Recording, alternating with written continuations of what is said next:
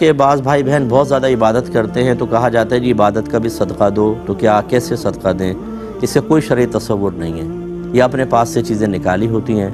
اور یہ زیادہ تر وہ لوگ کرتے ہیں جو ریاکارانہ عبادات کرتے ہیں نا، دکھاوے کے لیے بہت زیادہ عبادات تاکہ معروف ہو جائیں، مشہور ہو جائیں، اکثر یہ ہوتا ہے، پھر وہ اس قسم کی باتیں کرتے ہوئے نظر آتے ہیں۔ بہرحال عبادت کا کوئی صدقہ وغیرہ نہیں ہوتا، اور اپنی عبادت کو حتی الامکان چھپائیں، نہ لوگوں کو دکھائیں، نہ اپنی زبان سے بیان کریں، وہی عبادت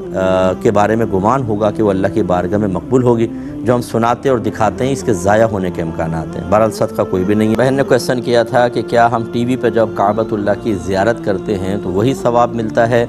جیسا اپنے سامنے کعبۃ اللہ کو دیکھا جائے؟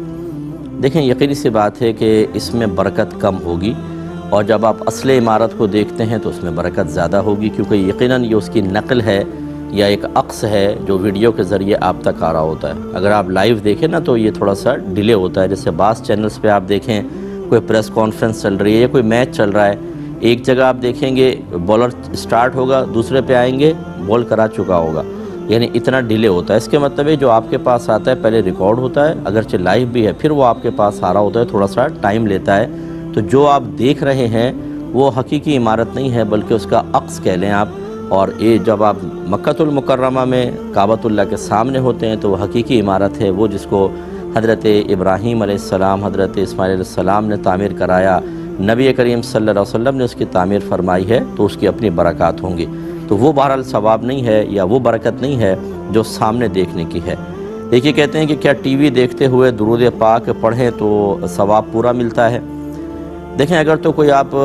مسائل کا پروگرام دیکھ رہی ہیں جیسے یہ ہمارا ہے، تو اس میں بالکل خاموش ہو کے سننا لازم ہوگا، کسی اور کام میں آپ مشغول نہیں ہو سکتی۔ وجہ اس کی یہ ہے کہ جب آدمی کچھ بھی کر رہا ہو، ذکر الہی، بظاہر ہم ایک طرف متوجہ ہوتے ہیں لیکن ذہن کا ایک حصہ بہرحال ادھر بھی چل رہا ہوتا ہے، تو پھر اس طرح کے شرعی مسائل اگر غلط سمجھ لیے جائیں تو بعض اوقات ہم خود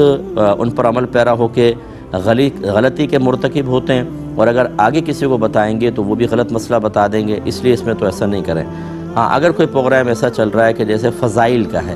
اور ویسے ہی کوئی بچوں کے پروگرام وغیرہ آپ دیکھ رہے ہیں، تو اس میں پھر ساتھ ساتھ آپ درود پاک پڑھ سکتے ہیں، اور جب آپ درود پڑھیں گے تو یہ یاد رکھیں کہ جتنی توجہ درود پاک کی طرف ہوگی، رحمت کونین صلی اللہ علیہ وسلم کی طرف متوجہ ہوں گے، اتنے اس کی برکت زیادہ ہوتی ہے۔ اور اگر ٹی وی نہ بھی چل رہا اور آپ بے پرواہی سے درود پاک پڑھ رہے ہیں ادھر ادھر دیکھ کر، اور دل حاضر بھی نہیں ہے، نہ کوئی ذوق ہے، نہ شوق ہے، نہ اخلاص ہے، تو اتنا ہی ثواب کم ہوتا چلا جاتا ہے۔ یہ آپ پر موقوف ہے۔ تو بہرحال پروگرام اگر شرعی مسائل کا ہے تو پھر درود پاک موقوف کر دیں، ورنہ پڑھ سکتے ہیں تو توجہ اس کی طرف زیادہ رکھی جائے۔